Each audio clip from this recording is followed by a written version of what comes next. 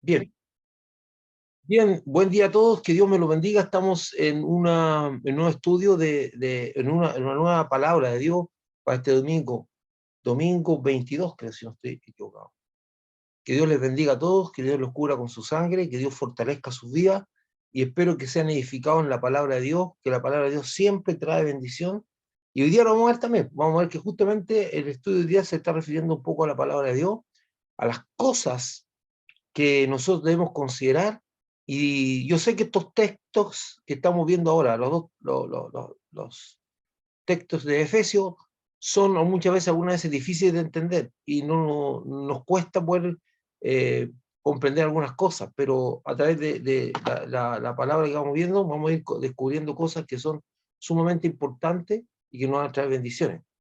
Entonces, vamos a orar para que Dios nos dé la suficiente sabiduría, nos dé la capacidad de comprender qué está pasando y que nos bendiga. Pues siempre, yo le digo a usted siempre, siempre, cuando, cuando usted enfrente una palabra, ya sea que usted va a una iglesia o lo está escuchando por internet o pone una grabación que hay en internet de una predicación en algún momento, siempre tenga una tremenda expectativa de lo que Dios le puede a usted hablar, de lo que Dios le puede decir.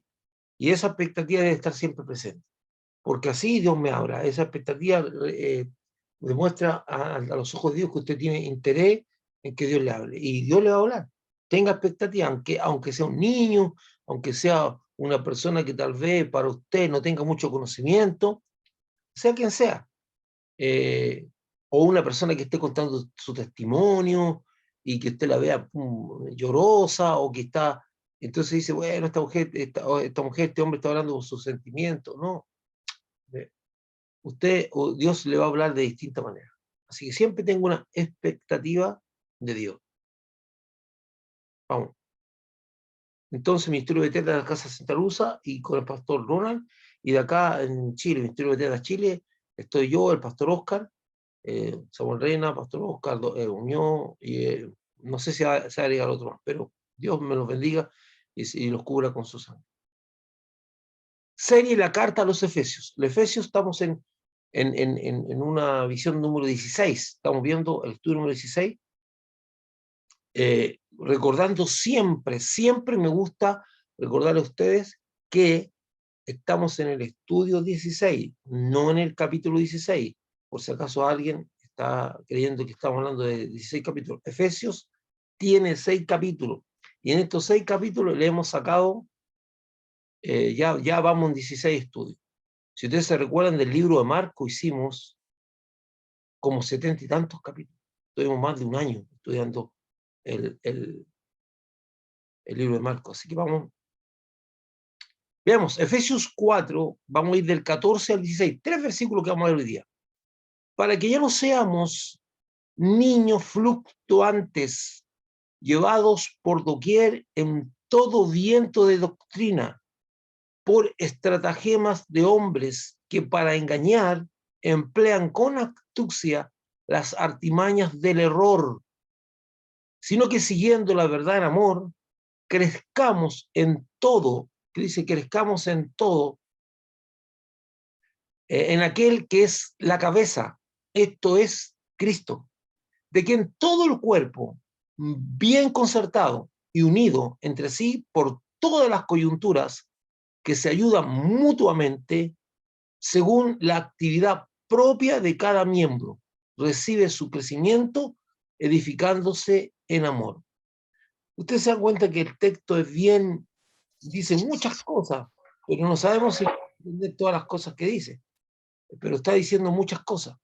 Y eso es lo importante, que podamos ser edificados. Entonces, ¿qué es lo que estábamos viendo anteriormente? Estábamos viendo que Dios había constituido o establecido, Jesucristo había constituido profetas, apóstoles, evangelistas, pastores, maestros, dice, con el fin de perfeccionar a los santos para la obra del ministerio. Y hasta que todos lleguemos a la unión de la fe, a un varón perfecto, a la estatura de la plenitud de Cristo. Y cuando vimos eso, dijimos que esa estatura de la plenitud de Cristo no es la calidad de Dios o la calidad de perfección que tiene Jesús, porque ninguno de nosotros es un Dios ni va a llegar a ser Dios. Eso es diabólico. Aquellas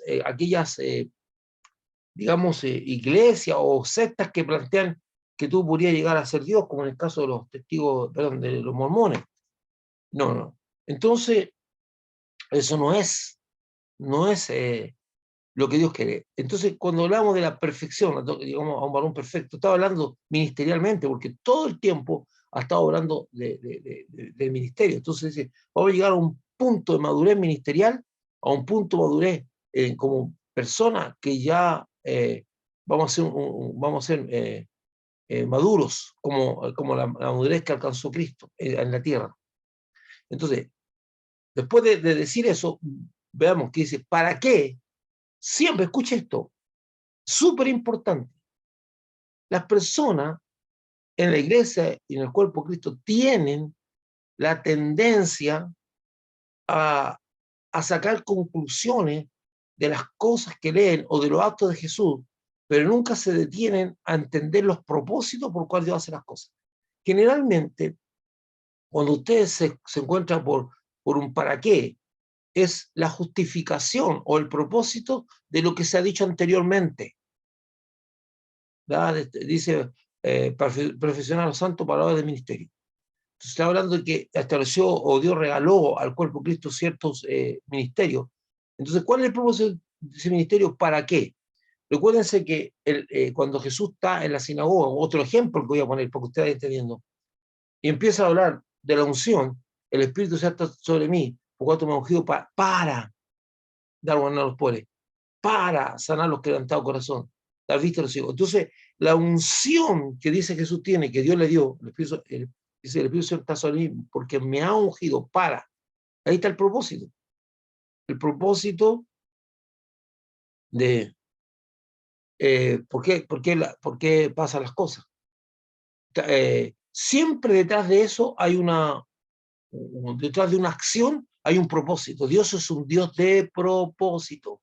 Y nosotros no tenemos que estar sacando conclusiones más allá. O sea, basta leer la Biblia para darnos cuenta por dónde está encaminando la cosa Dios. Por eso dice, la gente habla de la unción, que este hermano ungido. ¿La unción para qué? Y se sacan conclusiones, que es para esto, para esto otro, y empiezan a ver cosas, y les gusta hablar de la unción.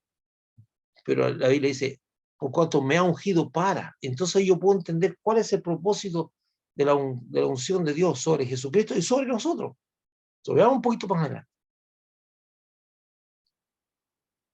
Como dijimos antes, cada vez que Jesucristo le encomienda a uno de sus discípulos un servicio, ya sea a la iglesia como a los no creyentes, es un ministerio. Y existen muchos servicios establecidos en la iglesia y hacia los no creyentes. Cada vez que Jesús le encomienda un servicio, eso constituye un ministerio, porque ministerio es servicio. Ministro es un servidor. Todos somos ministros. Ahora, muchas veces la palabra ministro se asocia a los pastores, a los apóstoles, a la gente que está en el ministerio de tiempo completo. Pero ministros somos todos somos ministros, fuimos llamados a servir. Entonces, cada vez que Jesús establece un ministerio, ya sea un servicio, ¿y cómo yo me doy cuenta, como le dije anteriormente, que Dios me está llevando a un servicio determinado? Es por la reiteratividad de las cosas que se dan, las puertas que se abren, que yo no abro, pero se abren solas, para que yo participe, invitaciones que me llegan a mi vida en un área constantemente. Entonces Dios me va guiando o me va como acorralando, me va dejando un camino bien angostito que me lleva a un tipo de servicio y yo empiezo a hacer cosas repetitivamente. Normalmente la hago con gozo, con alegría y muchos tienen contradicciones con los servicios, con los ministerios, porque hay gente que quiere dones para un determinado ministerio que Dios no le dio. ¿Y usted para qué usted va a tener dones de sanidad o algún tipo de ese tipo de cosas si usted nunca visita a los enfermos y nunca ora por los enfermos? ¿Los quiere tener como adorno o cuando una persona está con problemas usted ponga la mano y todo el mundo lo aclame, no. Los ministerios son dados conforme a la labor que Dios, los dones, perdón. Los dones son dados conforme al ministerio que Dios me puso. Entonces yo entiendo que cada vez que Dios me encomienda una tarea, me está dando un ministerio.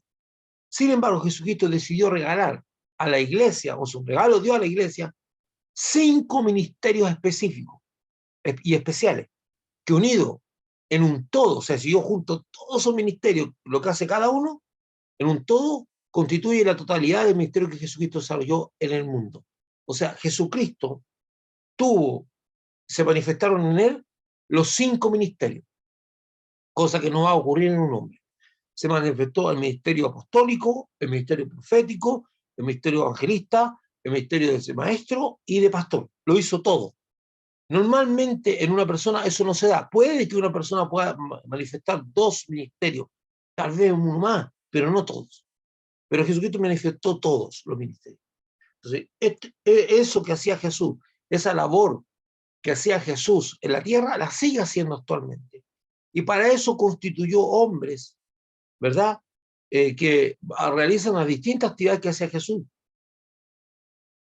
El ministerio de Jesús en la tierra no ha terminado. Él no está físicamente, pero está su cuerpo, que somos nosotros. Nosotros caminamos por él, hablamos por él, servimos por él, oramos por él. Todo lo que hacía Jesús lo hacemos nosotros, como cuerpo.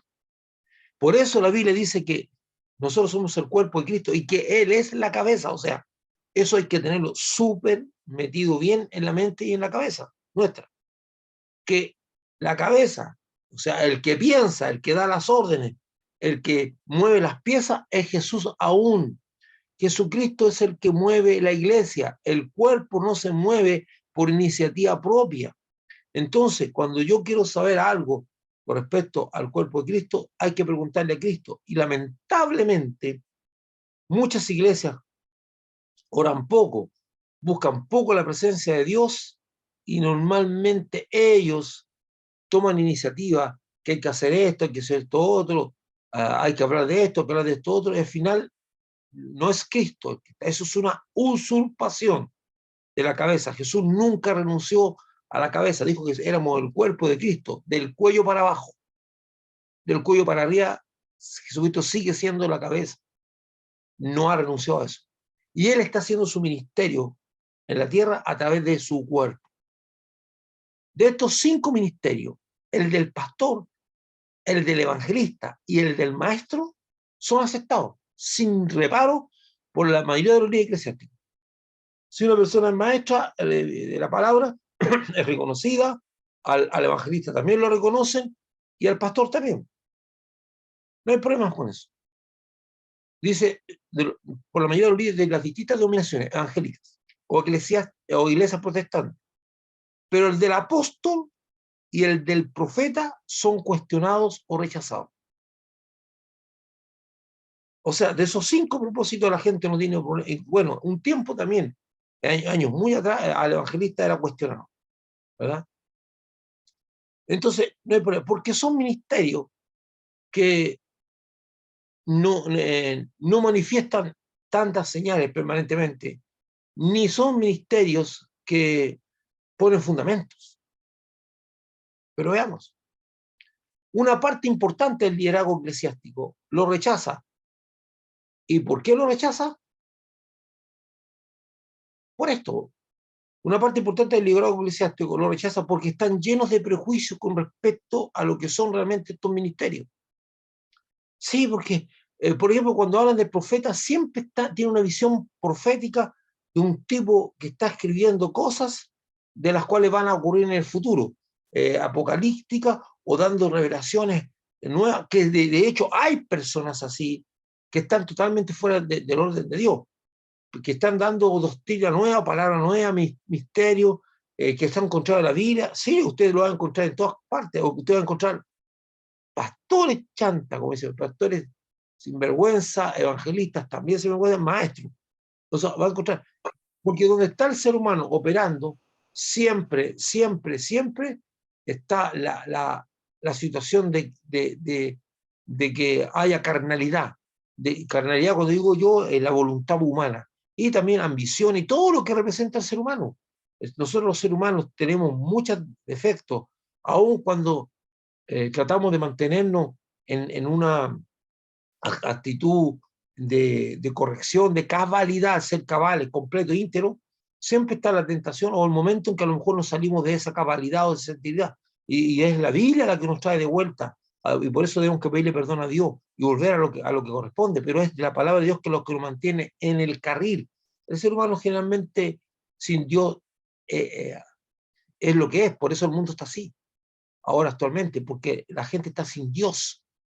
Y como dice la Biblia, antes que la palabra de Dios y que los profetas estuvieran y que los reyes estuvieran, la Biblia dice que cada uno hacía lo que quería, se levantaban altares propios, había incluso, llegó un punto en que este hombre sin Dios llega a un punto de maldad, de asesinato, de crueldad, que estamos viendo, que Dios llega a decir, me arrepiento de haber hecho lo. Y dice, y manda el diluvio, ¿verdad? Dice, porque la maldad había colmado la humanidad. Porque cuando la gente está sin Dios, la gente sin Dios manifiesta claramente la carencia de Dios, pues y es lo que estamos viendo ahora. Lo que estamos viendo ahora. Las sociedades donde la palabra de Dios, el cristianismo se ha publicado más, o sea, es como la inglesa, la estadounidense, las sociedades como la australiana y otras cosas más, en su momento, cuando eran sociedades que procuraban la palabra de Dios, se hicieron grandes adelantos y había mucho respeto social y muchas cosas más, y se ganaron grandes batallas, como la batalla contra la discriminación y todo, porque todo eso se impulsaba por el sentir cristiano. Acuérdense que uno de los más grandes luchadores, o los más grandes luchadores que han ido contra el racismo, Witherford en Inglaterra, que dio origen a la famosa película Sublime Gracia, ¿verdad? Que los que lo han visto se recuerdan ese luchador. Usted tiene a Lincoln, otro cristiano comprometido, luchando contra la esclavitud. Tiene usted a Martin Luther King, luchando contra los derechos civiles. O sea, cuando está la influencia cristiana fuerte y Dios tiene el corazón tomado, esos líderes no son tomados por Dios y remensan las sociedades. O sea, para una sociedad mejor. Pero ahora no es eso. Estamos viendo un aumento de la maldad. Entonces, en todos los ministerios, en cualquier actividad humana, usted va a encontrar siempre que aparecen los intereses más mezquinos o las cosas más horribles del ser humano. Y ahí que los que son seguidores de Cristo luchan, porque también tienen tentaciones, contra eso, ayudados por el Espíritu Santo para no caer en esa misma cosa y apartarse. Y la palabra de Dios, ¿por qué es importante que usted escuche la palabra de Dios? Porque usted y yo tenemos tendencia hacia el pecado, a las distintas notas del pecado. Entonces, cuando estamos siendo instruidos por la palabra de Dios, esto nos vuelve a centrar en que estamos desviados. De repente, o nos estamos desviando, de repente aparece una raíz de amargura que empieza a estorbar a los que nos rodean. Y la Biblia nos recuerda, quítense vosotros esa raíz de amargura. De repente, la tentación a romper pactos, y la Biblia dice, no hagan eso, porque esto va a traer consecuencias. Y así, la Biblia nos mantiene centrados. Si no tuviéramos la palabra de Dios, si no tuviéramos este tiempo de escuchar la palabra de Dios, andaríamos quizá en qué cosa. No sé, recuerde usted, que usted puede pensar, ay, y este hombre, este diputado, este senador, este presidente, esta gente, estos progres, o estos feministas, o esto aquí, usted no es mejor que ellos. Si Pablo es tan claro en decir, ¿acaso somos mejores que ellos? De ninguna manera. Por cuanto todos pecaron, están en de la gloria. Nosotros estamos sujetos a las mismas tentaciones. Lo que pasa es que usted y yo hemos tomado la decisión de seguir a Cristo, y ese seguir a Cristo nos marca la diferencia, lo que nos aterriza, los que nos ponen en el camino angosto, no en el camino ancho. Dice que ancho y es espacioso el camino a la perdición, y el camino a la salvación es angosto y dificultoso, y nosotros hemos decidido transitar por él. Por eso pero no somos mejores que las otras personas. Entonces, dice estos ministerios, ya que basan toda su apreciación, estos líderes que rechazan, o la iglesia, o los hermanos que rechazan los ministerios apostólicos y proféticos, basan toda su apreciación observando a los autodenominados apóstoles y profetas que distorsionan la escritura y despojan de su vida en la oveja, porque se han levantado muchos profetas y apóstoles que son unas personas que no tienen fruto o que dicen palabras que llaman mucho la atención y que algunas veces algunas palabras son utilizadas a favor, para manipular a las personas, o algunas palabras están fuera de la Biblia. Definitivamente son cosas que se hablan fuera de la Biblia, tomando un texto y distorsionándolo para provecho personal. Porque lo que más insiste muchas veces estos apóstoles es lo mismo que está en el corazón de su hombre, la codicia, el obtener recursos digamos, y muchas veces ostentar con la ostentación. Pero el ministerio profético ni el apostólico es así. Entonces, veamos. Enseñan que los únicos apóstoles fueron los 12 discípulos que Jesús estableció y envió. Entonces, iglesia que dice, no, ya no hay más apóstoles ni profetas, estos fueron los 12 apóstoles del Cordero, y solamente hay profetas en el Antiguo Testamento. Ya se terminaron los profetas porque la Biblia ya fue escrita, como si el ministerio profético Dios lo haya constituido para escribir la Biblia. No, de hecho, hay muchos escritores de la Biblia, varios escritores de la Biblia, que son cronistas, como en el caso de Lucas. No, los ministerios están hechos son herramientas espirituales o son recursos que Dios usa para arremecer a la iglesia o a su pueblo, Israel.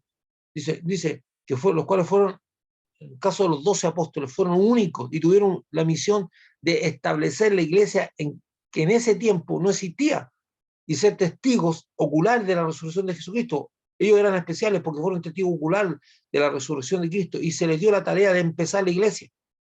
Y que con la muerte de ellos ya no hay más apóstoles, dicen estas personas, lo que no está en ninguna parte de la Biblia. De hecho, hubieron apóstoles como el mismo Timoteo, como Tito, como Pablo, que no eran parte de la compañía de los 12 apóstoles. Entonces, y aquí sacan conclusiones bien especiales, hermano, que son tan antojadizas como aquellas otras conclusiones. Usted puede tener un pensamiento, pero si la Biblia nos dice eso, usted se queda en su pensamiento, su apreciación, y no puede ir más allá. Entonces dice, no, es que cuando los apóstoles eligieron al sucesor de Judas, el que tenía que ir ahí era Pablo, y se equivocaron o se adelantaron. La Biblia no dice eso. Dice que Pablo era apóstol. Y Pablo lee lo que dice. Pablo es bien claro. Incluso dice que yo soy un advenedizo, un abortivo, que logró vivir. O sea, está más allá. Entonces, no podemos manipular la escritura.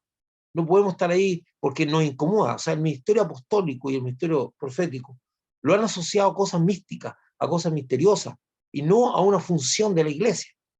Ahora vamos a explicar un poquito eso, lo que no está en ninguna parte de la Biblia, convirtiendo el ministerio apostólico en algo testimonial. Era un testimonio, y no funcional. No. El ministerio apostólico, por eso, son ministerios funcionales, son ministerios que Dios dio a la iglesia con propósito establecido. Que la gente que ejerce, o dice ejercer, o dice tener esos ministerios, lo haga mal, no significa que no existan.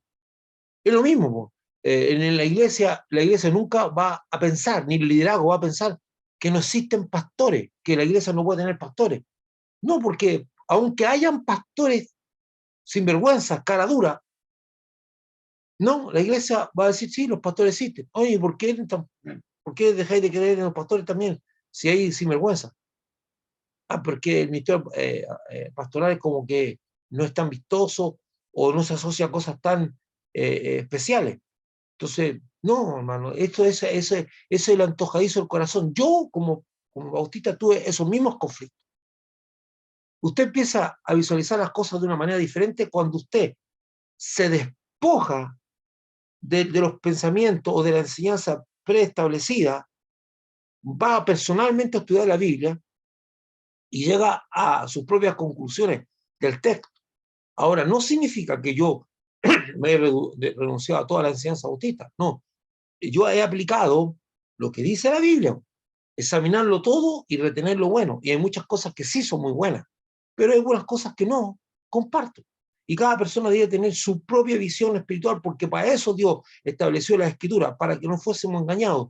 Para eso Dios rompió el velo del templo de arriba hacia abajo, para que entráramos al lugar santísimo personalmente, significa que tuviéramos una comunión personal con Dios, sin intermediario.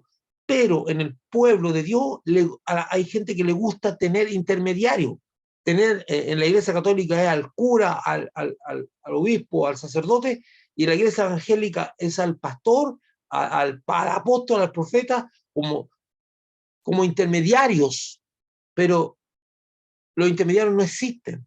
Ahora existen personas que por su ministerio enriquecen mi vida y están puestas por Dios para eso, pero no están puestos para que hagan de intermediario. Dice, porque cada congregación de los santos debe ser perfeccionada y fundamentada. O sea, acuérdense que dice que estableció estos 5 propósitos a fin de perfeccionar a los santos. Bueno, muere una generación y aparece otra, esa también tiene que ser perfeccionada. Dice, edificados sobre el fundamento de los apóstoles y profetas, eso lo vimos en Efesios 2:20. Dice que somos edificados. Ahora, para recordar algunas cosas, cuando Pablo y Silas van enviados por la iglesia de Jerusalén a ver a los gentiles, dice como Silas y Bernabé también eran profetas, confirmaron a los hermanos con abundante palabra. O sea, una de las funciones fundamentales del ministerio profético es la confirmación, no el andar diciendo cosas nuevas, sino confirmación. Significa que eso que ha estado trabajando Dios en mi vida, esa enseñanza que Dios me está dando, de repente viene un profeta y la confirma con las palabras. Y digo, oh Dios, lo que Dios me está hablando a mí está siendo confirmado. Y esa es un poco la función que tiene la iglesia, el ministerio profético actualmente. Pero muchas personas no lo entienden y eso es importante. Claro que es importante. Claro que es importante porque muchas veces hay gente que tiene que tomar decisiones ministeriales y está orando a Dios y de repente Dios envía un profeta para decirle que Dios le está hablando a él y que lo que está recibiendo viene de Dios. Eso se llama confirmación. Los profetas no son seres místicos o seres que están más allá de lo normal, como en el Antiguo Testamento, que eran videntes del futuro, como Ezequiel, Daniel. No, eso es una parte del ministerio profético que se da con determinadas personas y que ya está cerrado. Pero el ministerio profético es una herramienta más funcional, que tiene propósitos más claros, y aquí vamos a ver algunas cosas que son súper importantes, que usted entienda. Entonces la gente tiene conflicto con eso, porque asocia, veamos, mire, asocia a estos ministerios a algo menos que funcional. Mire. En relación al ministerio profético, la idea del evidente está presente en muchos. O sea, cuando ven al profeta, lo ven como vidente, pero una persona que puede mirar el futuro. Lo ven como, no sé, pues de repente lo ven como una de esas personas del tarot, no, si el vidente no es si el profeta no es una persona que anda mirándole la vida a la gente, eso no es su ministerio. ¿Ah? De hecho, si usted se va a Apocalipsis 20, está determinado ahí claramente que le da vida a la profecía. Porque en Apocalipsis 20, no me acuerdo exactamente qué lo dice, porque el espíritu de la profecía es el testimonio de Jesucristo.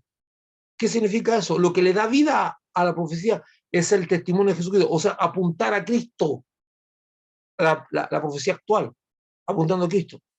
Entonces la gente lo ve como vidente. Yo quisiera tener una palabra de Dios para saber lo que va a pasar conmigo, qué va a hacer de mi vida, qué es el misterio. Dios no es un adivino, no está, Dios no establece adivino, y gente todo lo contrario, los condenas, no establece personas que son, digamos, espiritistas o cosas así. No, Dios no está pensando en decir tu futuro. Si tú quieres hablar de tu futuro con Dios, convérsalo tú directamente. No necesitas ir a ver, para que una persona vea mi mano. Eso no. Me sepa lo que va a pasar con mi vida. No, yo quiero saber qué misterio tiene Dios para mí, qué cosa grande quiere hacer Dios conmigo. Eso es una pretensión casi egocéntrica, porque nosotros somos los del camino. Así se le llamaba a los creyentes antes, los del camino. Y los del camino caminaban. Y caminar significa caminar con Dios. De hecho, por eso la gente le dice, eso se da mucho en la iglesia pentecostal, es una cosa muy interesante. Decía, hermano, ¿y usted está caminando? Se dice, bueno, yo no estoy inválido. Sí, estoy caminando. O sea, no, pero ellos se están refiriendo si usted está siguiendo a Cristo, porque se le llama a los del camino. ¿Por qué se le llama a los del camino? Porque ellos en su predicación, en su evangelización decían que Cristo es el camino, Cristo es la verdad de la vida, el camino, la verdad y la vida, y hablaban del camino, que Cristo era el camino. Entonces se le llamó los del camino. Y ellos fueron un tremendo complicación porque ellos destruyeron esa cosa que dice todos los caminos llegan a Roma, sentando a Roma como algo muy, muy complicado porque los romanos tenían un sistema vial que habían hecho caminos de distintos lugares del Asia y Europa apuntando hacia Roma. Toda la cosa iba a Roma. Entonces, por eso decía, todos los caminos conducen a Roma. Y aparece lo que dice, existe un solo camino, Cristo. Para allá vamos. Wow, ¿verdad? Esta es una cosa. Entonces, como el misterio profético, la idea del vidente está presente mucho, aunque la Biblia dice que con ese nombre era conocido en los tiempos proféticos de Samuel. Acuérdense que en el libro de Samuel dice, el que ahora se conoce como profeta, en ese tiempo se conocía como vidente, porque era la cosa que hacía. Esta idea del vidente, que puede proyectar el corazón de Dios hacia el futuro, prácticamente es una parte ínfima del misterio profético. No es la más importante, ni es la que más se ve, ni es para la cual puso Dios. Dios toma algunos de los profetas para decir cosas que han de venir y ya se acabó. En lo que respecta al ministerio oculto, o sea, lo oculto, al misterio oculto del que habla Pablo, ya fue revelado. ¿Qué fue lo que reveló Pablo? Que el propósito eterno de Dios era reunir todas las cosas en Cristo Jesús y que los gentiles, nosotros también estábamos considerados en el plan de Dios, cosa que remeció a Israel. Entonces ese misterio oculto de los tiempos antiguos ya está revelado. Pero lo principal labor que ha desempeñado en todo tiempo el misterio profético, escuche esto, es traer al orden de Dios al pueblo de Israel cuando se salía del orden de Dios. Usted ve y lee el Antiguo Testamento y se va a encontrar con una permanente predicación llamando a los israelitas a volverse a Dios, dejarse el camino de pecado y advirtiendo de las consecuencias que le iban a venir si no se volvían a Dios. Era constante ese mensaje, que era la principal labor. Ahora, fíjese, también el oficio del profeta, ahora, actualmente, no el don profético, separe eso. Existe el don profético y el oficio profético. El oficio profeta, que es el misterio que es uno de los misterios quíntuples, porque hay gente que confunde, yo soy profeta, usted no. Usted tiene el don de profecía, usted está fluyendo, pero el profeta como oficio está establecido por Jesucristo. Y ese tiene dones de revelación o tiene dones especiales, sí, los tiene. Pero el oficio profeta tiene como principal labor traer al orden de Dios a la iglesia cuando se sale del orden de Dios. ¿Cómo eso, pastor? Simple. Por ejemplo, ahora hay una tremenda salida del orden de Dios que ha reemplazado la fe por la codicia y ha emergido teologías como la teología de la prosperidad, como todo eso que están planteando y han distorsionado la ley de la siembra y la cosecha y han generado en el pueblo de Dios un corazón codicioso de la búsqueda permanente de la prosperidad.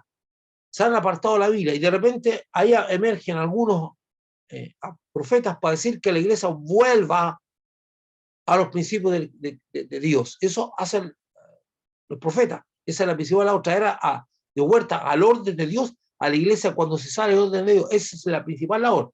Cosa que a los apóstoles y profetas le afecta mucho, porque cuando los profetas llaman a traer a la orden de Dios son criticados, como el Antiguo Testamento, muertos, en el caso del Antiguo Testamento eran muertos, cuando al pueblo y a los reyes no les gustaba lo que el profeta decía, ¡pum!, muerte con él.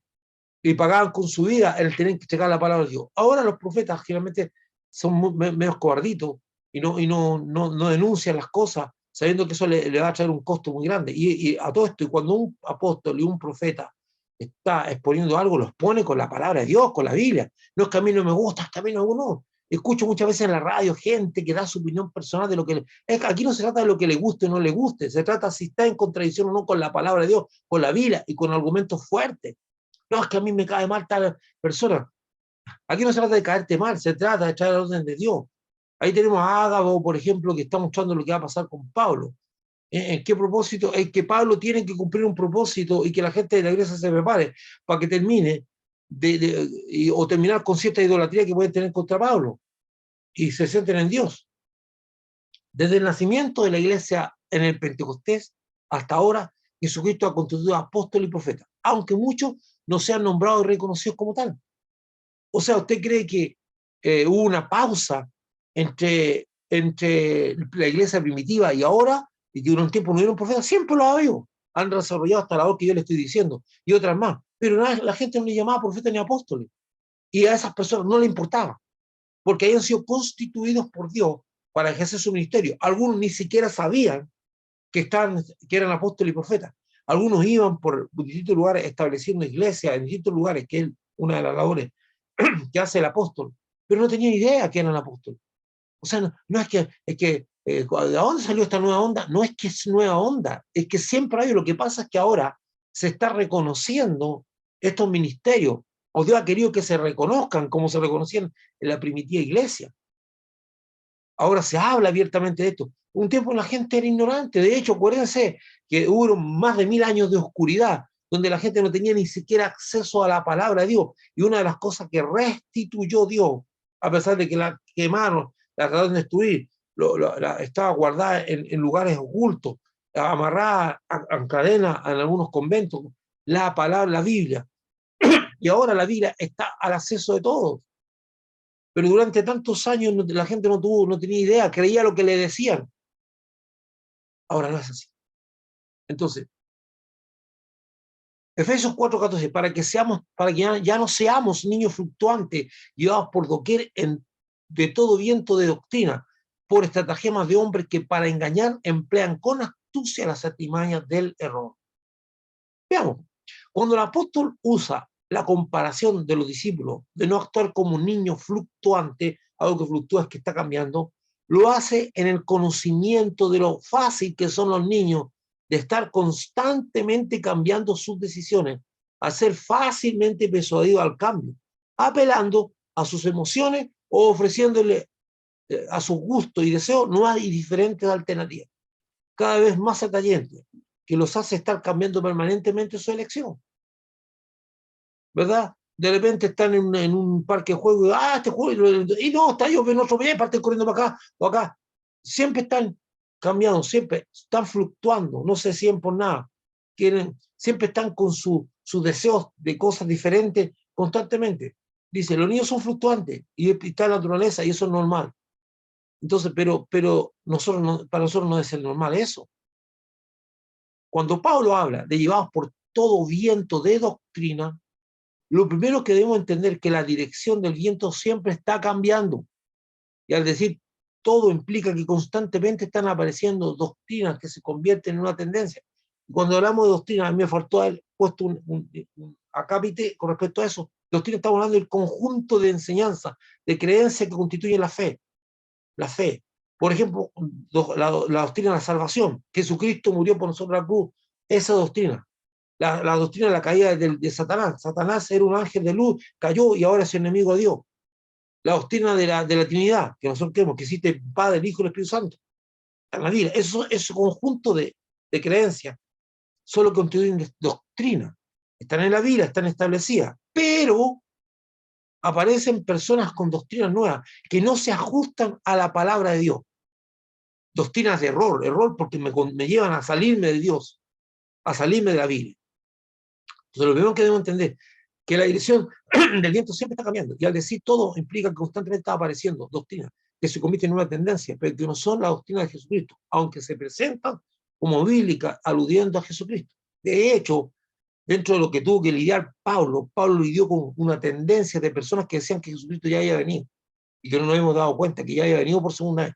Cosa que era completamente falsa. Entonces Pablo dice, todo ojo lo verá, todo, y dice, vendrán las nubes y tomará, y dice, y iremos a él y seremos arrebatados, iremos con él. Pablo establece rápidamente lo que Jesús ya había dicho y lo que los ángeles dijeron al apóstol cuando estaba mirando al cielo. Este mismo Jesús que habéis visto irse, a sí mismo vendrá. Y dice, y todo lo verán. Todo ojo lo verán.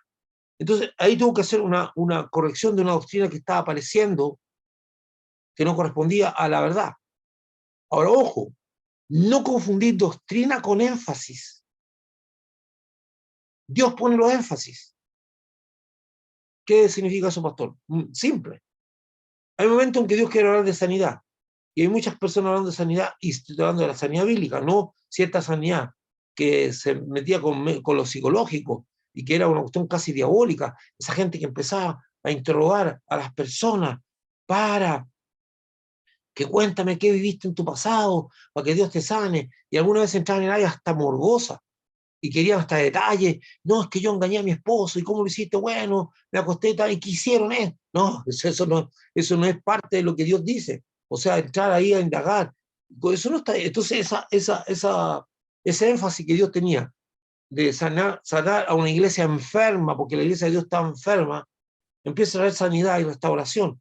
Y para eso era necesario orar por la restauración, estar consciente, muy consciente, de que frente a las situaciones que yo había vivido, necesitaba perdonar, porque si no perdonaba no encontraba la sanidad.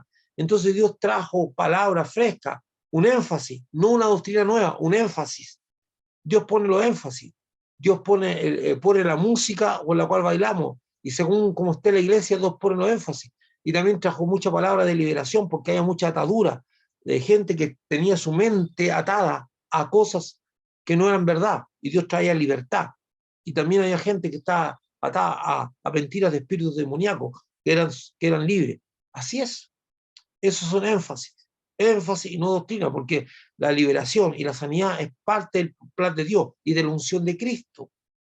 Cuando lo que no es parte de la unción es ciertos métodos que se usaban, porque lo que nosotros requerimos es orar, es poner conciencia a la gente de un punto de la doctrina de Cristo básico para alcanzar la sanidad, y que muchos creyentes se resisten y por eso no son sanos ni salvos.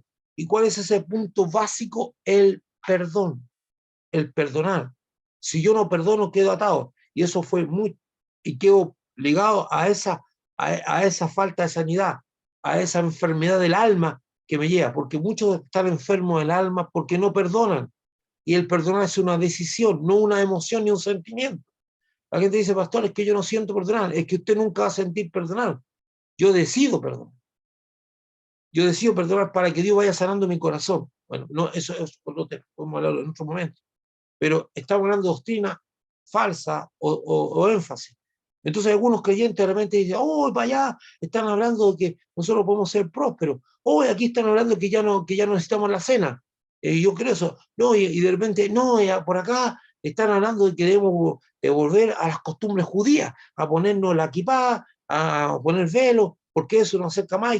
Y por acá están enseñando que debemos empezar, que realmente debemos guardar el día sábado, porque el domingo empieza con todo ese tipo de viento de doctrina, la gente va de un lado para otro, con creencias, de repente los ves vestirse raro, a la usanza judía, y así, cosas así. Esos son vientos de doctrina con las cuales Pablo habló fuerte de esas doctrinas judaizantes.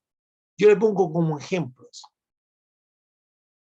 El actuar como un niño fluctuante quiere decir que algunos hermanos están constantemente siguiendo distintas doctrinas, cambiando de una a otra, según sea la tendencia del momento. Y eso implica también que estas personas estén cambiando de iglesia, porque normalmente estas nuevas doctrinas no se dan en la iglesia donde están, no se dan. ¿Dónde se dan? Se dan en el lugar, en los lugares donde están atrayendo. Y muchas veces son doctrinas populistas que le prometen a las personas muchas cosas para que estas personas se sientan bien. Ay, aquí estamos hablando de la prosperidad, aquí la gente prospera porque aquí tenemos una verdadera doctrina de la prosperidad. Y le ponen énfasis a la prosperidad, cosas que Dios no pone. Bueno, entonces se van de la iglesia y van siguiendo doctrina y después son defraudados y van a otro lugar. ¿Por qué? Porque no tienen convicciones propias. La estratagema, cuando hablamos de estratagema, estamos hablando de una acción hábil y engañosa para conseguir algo. Eso es estratagema. Es una acción hábil y engañosa para conseguir algo. Esa estratagema sí es permitida en algunos lugares. Como que en la guerra. En la guerra yo tengo que ser más hábil que el rival, tenderle trampas aquí y acá para poder ganarle. Es la guerra, eso son parte de la guerra. Pero en la relación humana, la estratagema no es lo que nosotros queremos. Dice, estratagema de hombres, que quiere decir que aunque se trate de temas divinos y espirituales, son tratados de una forma humana. Porque recuerden que dice, perdón, veamos acá. Recuerden lo que dice ahí. Dice, para que ya no seamos niños fluctuantes llevados por doquier de todo viento de doctrina, por estratagemas de hombres. O sea, trampas mentirosas o engaños de hombres. No viene que están ligados a la naturaleza humana.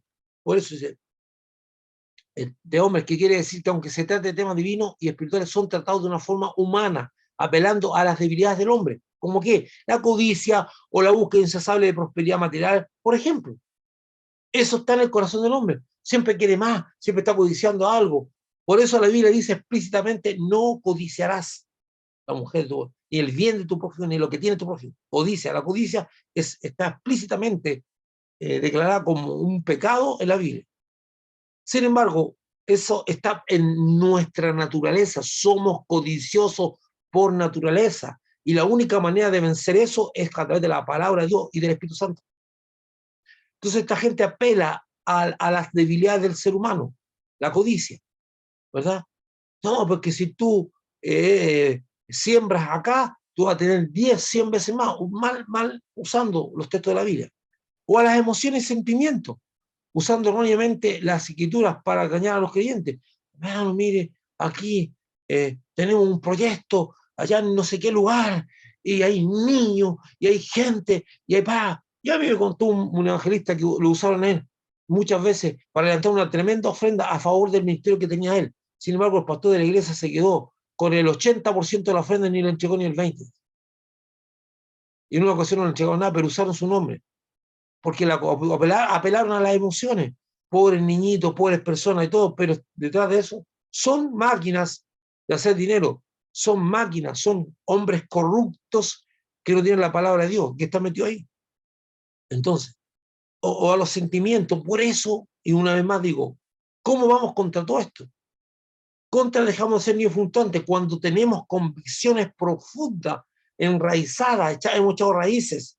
Por eso dice que estamos fundamentados o enraizados en Jesucristo, en la palabra de Dios. Cuando la persona ignora la palabra de Dios y se convierte en un seguidor de un intermediario, por supuesto que va a ser engañado de una manera vil. Dice, entonces apelan a las emociones y la gente actúa muchas veces por emoción. Yo tenía la costumbre, y lo hice varias veces, cuando de repente en la iglesia estábamos conversando y había una necesidad que teníamos que suplir y estábamos hablando, y de repente se paraba una persona, salía hablando de nosotros y decía, el pastor, yo quiero donar tal y tal cosa, o tanta cantidad de dinero, y tú mirabas y decías, esto es una cantidad no poca. Entonces yo no la aceptaba. Yo decía, hermana, vaya a su casa, háblelo con Dios, háblelo con su familia, y una vez que usted tenga claro que esto es de Dios, usted viene y hace lo que va a hacer. Porque en el medio de las emociones, la gente actúa y después está ahí, ay, ¿por qué dije esto? ¿Por qué hice esto? No. Y después la familia dice, en esa iglesia están despojando a mi mamá, a mi abuelita, de las cosas, la están engañando y le están quitando lo que tiene. Y es verdad, pues. Entonces aquí nos tomamos por emociones, nos tomamos por convicciones y porque Dios nos manda, ¿verdad? Dice, y se quedó usando erróneamente las escrituras para engañar a los creyentes sin convicciones y raíces profundas en el fundamento que son las enseñanzas de Jesucristo. Nosotros estamos fundamentados en la enseñanza de Jesucristo. Usted lee los evangelios, usted queda fascinado. Cada vez que vuelvo a retomar a los evangelios, yo me fascino con las palabras de Jesús, con una sabiduría tan práctica, tan de aplicarla en el día a día. Si el cristiano que anda desorientado es porque no lee ni escucha al Señor. Porque si usted escucha al Señor y repasa una otra vez los mensajes de Cristo, su mente y su vida va a estar llena de convicciones muy profundas y de una claridad tremenda. Y su fe fortalecida. Efesios 4:15, sino que siguiendo la verdad en amor, crezcamos en todo en aquel que en la cabeza es Cristo. El amor como la fe son la base fundamental del Evangelio de Jesucristo. O sea, el amor y la fe son lo que fundamenta el Evangelio de Jesucristo. Y Jesucristo nos dijo, si me amáis, guardad mis mandamientos. O sea, haz la verdad. La verdad son los mandamientos de Cristo. Eso lo dice en Juan 14:15. Y si tiene duda, también dice, Padre, tu palabra es verdad. O sea, la verdad está en la palabra de Dios. La palabra de Dios es la verdad. Eso lo dice Juan 17:17. Dice, si me amáis, o sea, si estamos ligados en amor, guardad mi mandamiento. Sigue la verdad, sigue la palabra de Dios. Entonces, cuando dice, sino que siguiendo la verdad, o sea, siguiendo la palabra de Dios, porque dice ahí, Padre, tu palabra es verdad. O sea, siguiendo la verdad, siguiendo la palabra de Dios en amor, es el vínculo, crezcamos en todo aquel que es la cabeza. Cuando, el seguir la verdad es seguir la palabra de Dios. Por eso dice, ustedes están tentados a seguir estratagemas de hombres, doctrinas de hombres. No, no, no, no. Todos esos vientos doctrinos, sigan la palabra de Dios. Ay, y donde hay un hombre, donde hay un pastor, donde hay un apóstol que diga la verdad y que enseñe la palabra de Dios. Hermano, lo primero que usted tiene que entender que es su obligación estudiar la Biblia porque Dios se la dio. Hubo gente que murió para que usted tuviera la palabra de Dios en su mesa, la tuviera en su teléfono, la tuviera en su computador, no sé, la tuviera al alcance. Hay gente que dio la vida para restaurar la palabra de Dios, que la tenía Satanás oculta, que quería destruirla, que la quemaba, que la destruía. Está ahí, la palabra de Dios está preservada. Usted la tiene a su alcance. Entonces, no, las escrituras, quiero decir, que se transforman en la palabra de Dios, siempre está al alcance de usted. Entonces usted le dice, ¿dónde habrá un pastor? Eso, hermanos, van a ayudarle a edificar porque están puestos para perfeccionar los santos para la obra del ministerio. Pero usted no puede decir que está huérfano del conocimiento de la palabra de Dios. Ah, es que pastor, yo no entiendo nada. Entonces quiere decir que usted tiene un problema del Espíritu Santo. Pídale al Espíritu Santo que se manifieste en usted. ¿Y por qué no lo hace, pastor? Porque su mente y su corazón están en otra cosa. Y el Espíritu Santo no actúa en una mente y en un corazón que sus intereses son otros. Usted tiene que amar tanto la palabra de Dios, desear tanto entenderla, que el Espíritu Santo va a venir. Dice que Él lo guiará a toda verdad, o sea, a toda palabra de Dios. Porque no hablará de lo suyo, sino que tomará de lo mío y lo hará saber. O sea, la Biblia está llena de esa verdad. Está llena de que Dios va a ayudarnos, ¿verdad? Y también habla de la unción, que dice que nos revela la palabra de Dios, o sea, el Espíritu Santo. O sea, usted no está huérfano.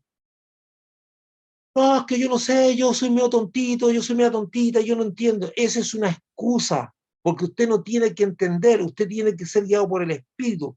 Y si es tanto su deseo de conocer la palabra de Dios, que Dios se la va a revelar fácilmente. Hay promesas en la Biblia que son claras. Dice, clama a mí y yo te responderé. Y te mostraré cosas grandes y ocultas que tú no sabes. Estaba hablando del tercer cielo, no. Te va a revelar la palabra de Dios, te va a mostrar la palabra de Dios y tal vez otras cosas más, sí, también del tercer cielo. Pero clama a mí, o sea, deséame a mí, cree en mí y yo te responderé. Entonces, lo que pasa es que tenemos cristianos acomodados, que solamente les gusta escuchar, pero no les gusta investigar por sí mismos. Les gusta que todo se lo den en bandeja. Entonces, son cristianos burgueses, acomodados, que no tienen. Entonces, hasta se sienten huérfanos. Ah, que yo, sino siguiendo la verdad. O sea, la palabra de Dios, como dice ahí, tu palabra es verdad. Por lo cual es el amor que sustenta la verdad. Dicho de otra manera, el amor nos lleva a llevar y a decir y a andar siempre en la verdad. El amor nos lleva a decir la verdad. Cuando dice ahí, sino que siguiendo la verdad, el amor, o sea, el amor es el que me lleva a mí a decir la verdad. Porque por amor yo no voy a engañar a nadie, ni voy a estar siguiendo otro camino. Entonces, el amor, que es la base del evangelio, me va a mostrar que lo que yo estoy decidiendo como doctrina es la verdad también, porque el Espíritu Santo se va a revelar en mí. Pablo dice que en vez de andar detrás de todo viento de doctrina, debemos seguir la verdad, sustentar el amor de Jesucristo. Y no es otra cosa que seguir la palabra de Dios y no la doctrina errónea de los engañadores, la cual podemos distinguir fácilmente si seguimos la palabra de Dios bajo la guía del Espíritu Santo.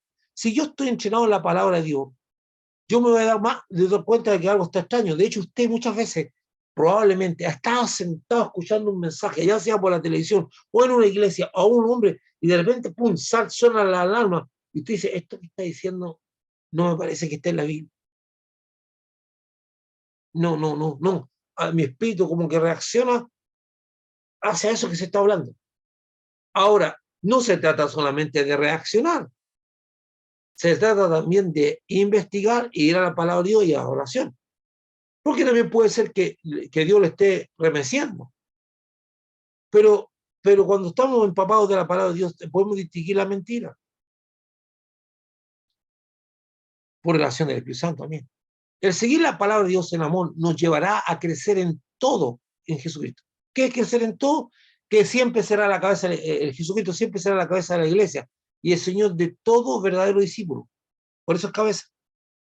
Por eso dice el texto, dice así, en todo, en aquel que es la cabeza, esto es en Cristo, Jesucristo es la cabeza, Jesucristo nunca va a dejar de ser la cabeza. Como le dije, el cuerpo somos nosotros, pero Jesucristo siempre es la cabeza. Entonces, dice, lo que incluye, como dice, crecer en todo, en Jesucristo, lo que incluye adquirir el carácter de Jesucristo, la fe de Jesucristo, los dones de Jesucristo, el poder y autoridad ministerial de Jesucristo, etc. Cuando decimos crecer en todo en aquel que es Jesucristo, ¿cómo crecemos en todo en aquel que? Porque Él fue el ejemplo ministerial de la iglesia y él mostró el ejemplo de lo que debíamos ser en la tierra. Entonces nosotros vamos a crecer en Él. ¿En qué? En esto, en tener la fe que Él tenía, en tener el carácter que Él tiene, en tener el poder y la autoridad que tiene. Por eso está hablando de eso, a eso aspiramos nosotros. En todo, por eso usa la palabra en todo, en todo. ¿Qué es todo? Todo lo que era Jesús aquí en la tierra, todo lo que fue Jesús aquí en la tierra. No estamos hablando del Jesús divino, usted nunca va a llegar a ser como Jesús divino, usted nunca va a llegar a ser Dios, sáquese eso de la cabeza, es una mentira del diablo, ya que le está diciendo que usted va a ser un Dios, es mentira. Entonces, el último aspecto, de quien todo el cuerpo bien concertado y unido entre sí, por todas las coyunturas que se ayudan mutuamente, según la actividad propia de cada miembro, recibe su crecimiento para ir edificándose en amor. Wow. La iglesia de Jesucristo es comparada con un edificio. Dice Jesús, edificaré mi iglesia. Los cuerpos no se edifican, los cuerpos se desarrollan. Los edificios se edifican. ¿Qué es lo que es eso? Súper interesante. Porque el Señor Jesús compara a la iglesia con un edificio y con un cuerpo. Algunas veces dice edificaré y algunas veces dice porque el cuerpo de Cristo tiene diferentes miembros. Está hablando el edificio es algo inerte, no está vivo. El cuerpo está vivo. Fíjese. Pero ¿qué tiene un edificio? Tiene muros, tiene cielo, tiene piso, tiene puertas, tiene ventanas, etcétera. Cada elemento tiene una significancia estructural y está explicado en la Biblia. Por ejemplo, voy a dar un por ejemplo. Dice, a ti te daré las llaves para abrir puertas. Dice, abriré la ventana de los cielos y derramaré bendiciones hasta que sobreabunde. Derramaré bendiciones hasta que sobreabunde. Ventanas. Entonces, por las ventanas llegan las bendiciones. Interesante. ¿Qué más tiene? Cielo. Dice, haré que tu cielo sea de bronce y no caiga lluvia. O sea, usted empieza a investigar cada uno de los elementos que tiene una casa y usted va a encontrar cada cosa con una significancia. Entonces, cuando Jesús compara que va a edificar su iglesia, está comparando cómo estructura este edificio con puertas, con ventanas, todo eso es estructura. ¿Ya? Hay misterio ahí, hay bendición ahí. Dedíquese a estudiar cada una de esas cosas para saber cómo Dios, a través de la iglesia, usa estas puertas, ventanas, llaves, todo.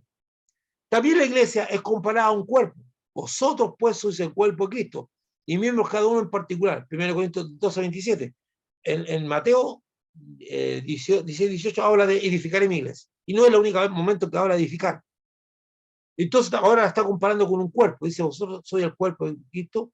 Entonces ahora habla de cuerpo, de algo que tiene vida y funcional. Que está compuesto por manos, brazos, piernas, pies, etc. Se excluye la cabeza, que siempre será Cristo. Eso lo tiene que tener claro. Nosotros somos el cuerpo de Cristo de aquí para abajo, del cuello para abajo, pero no del cuello para arriba. La cabeza siempre es Cristo. El pensante, el que decide, el que da la orden es Cristo. Muchas iglesias, muchas personas han usurpado la cabeza y han actuado por iniciativa propia, sin consultarle a Cristo lo que hay que hacer, y han usurpado la cabeza. Eso es un pecado. Las coyunturas son articulaciones móviles. Son la unión de los huesos donde se une, y son móviles, se mueven. No son rígidos, son uniones móviles. Hay otros lugares donde se unen huesos con huesos, pero están duros. Este texto dice que Jesucristo le da crecimiento en amor al cuerpo, la iglesia, que está bien concertado, es decir, el cuerpo está bien estructurado y unido por la fe y el amor. La fe y el amor, esa unión de fe y amor son las coyunturas, con cada miembro puesto en el lugar preciso para que realice la función que el Señor asignó, ayudándose mutuamente. Eso es. Entonces, dice que somos el cuerpo de Cristo. Y se acuerda, dice así, dice, de quien todo el cuerpo bien concertado, o sea, que Dios no se equivocó, puso la mano donde tenía que estar, puso el pie donde tenía que estar, la pierna donde tenía que estar, puso el hombro, todo está bien concertado. Y estamos unidos por las coyunturas, así como un cuerpo se une, este brazo aquí, ustedes saben que yo puedo mover el brazo así, ¿verdad? Pero aquí hay un hueso que se une con este otro, pero entre sí los huesos son rígidos, no tienen movimiento. Por lo tanto, Dios puso articulaciones que unen estas partes, así como la rodilla, con las dos partes de la rodilla, ¿verdad? El muslo con lo que es todo lo que es la tibia y todo eso. Vamos uniendo partes de la estructura ósea, pero está unido por las coyunturas y son móviles. Esas cosas, esa unión ahora, la base de la fe y el amor, unidos a las coyunturas nuestras son la fe y el amor. Dice, y el cuerpo está bien concertado, cada miembro está puesto donde tiene que estar, porque dice, ¿de quién es el cuerpo? O sea, nosotros la iglesia, bien concertado, o sea, cada miembro. Y ahí empieza el problema, porque si un miembro no se siente contento de ser pie, empiezan los problemas. Porque hay algunos que quieren ser brazo, quieren ser mano, ¿no? Que la mano agarra más. No, yo no quiero ser dedo. Y empiezan todos los problemas, porque Dios no se equivocó. No existe inconformismo para ser mejor persona, sino que existe muchas veces la envidia, el deseo, la codicia. No, Dios te puso y te dio lo que te quería dar y después te pedirá cuenta. Oye, pero es que el dedito hace tan poco, pero ¿hiciste bien lo que hacía el dedito? Porque Dios dice, y Dios tiene el poder de decir, ahora eres dedo, pero te puedo convertir en pie. Pastor, ¿y cómo dice eso? ¿Dónde saca eso? Porque Jesús lo dice. Si en lo poco me eres fiel, en lo mucho te pondré. Ahora ocupe la función de un dedito.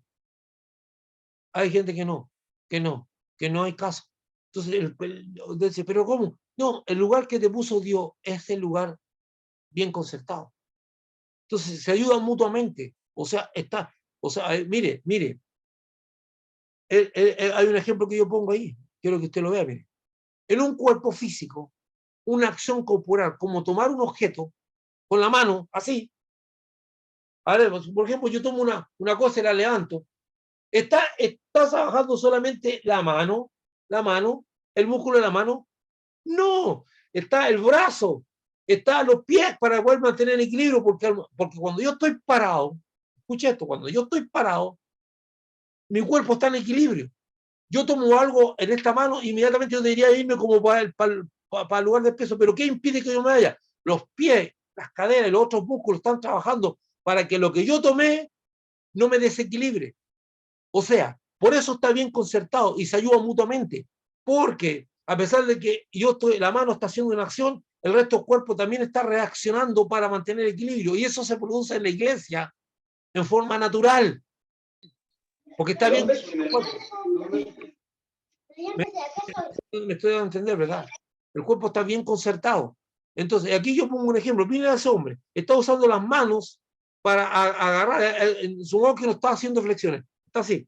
Pero ustedes pueden ver los músculos de los brazos, incluso los pies, todo eso para mantener esa posición de agarre, no solamente participa la mano. Dice, no solo lleva que participen los huesos, músculos y tendones de la mano, sino que ya sea que por el peso o la forma participarán otros miembros del cuerpo que mantendrán su equilibrio o aportarán fuerza a la acción de tomar el objeto. Yo le estoy poniendo ejemplo. Y así, cuando un miembro del cuerpo actúa, los otros también están apoyando naturalmente el resto del cuerpo. Y eso se da en forma natural. los miembros del cuerpo de Cristo, unidos por la fe y el amor, y que ayudan mutuamente, y que se ayudan mutuamente, van recibiendo de Jesucristo el crecimiento que tiene todo propósito que este cuerpo se edifique, edificio en amor. Aquí aparece la palabra edificio. ¿Verdad? Mire.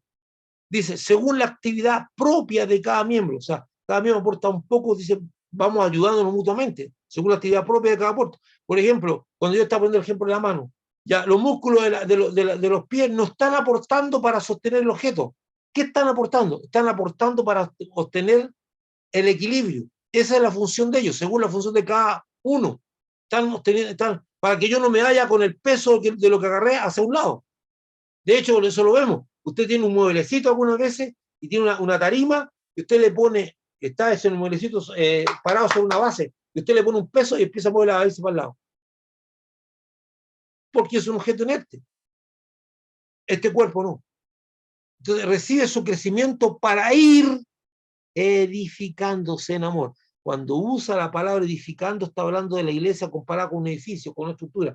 Y cuando dice creciendo, está hablando de la iglesia como cuerpo físico.